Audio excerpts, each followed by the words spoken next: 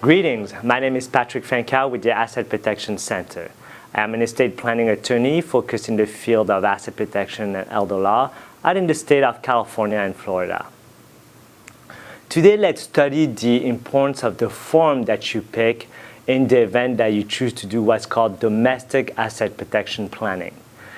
The notion of domestic planning refers to the fact that you would be undertaking some type of drafting within the United States as opposed to going offshore, such as Cayman Islands or Cook Islands.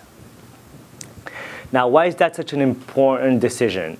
Because the very same legal dilemma that you could be facing would have a very different result based on the state in which you chose to incorporate. A California judgment would have a very different result than, let's say, a Wyoming judgment against you. Now, why is that? Why is California such a bad asset protection state?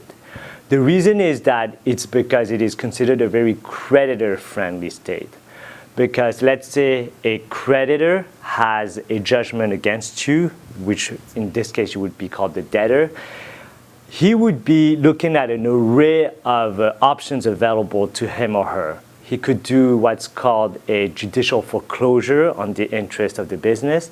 He could do a lien on the asset, or he could appoint a receiver in order to control the assets of the business.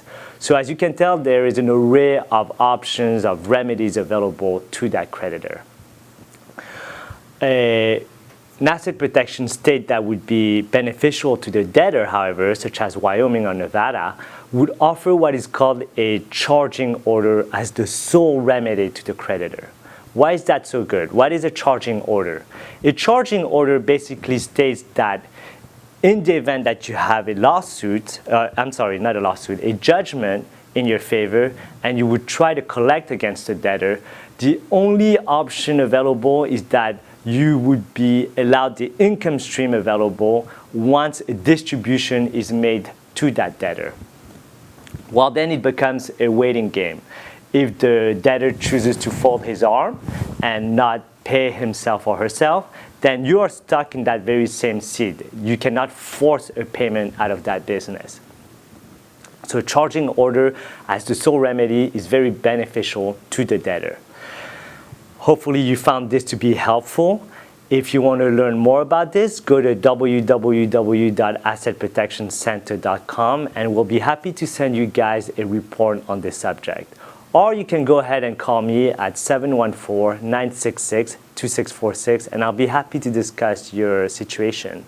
Thank you for watching and I will see you next time.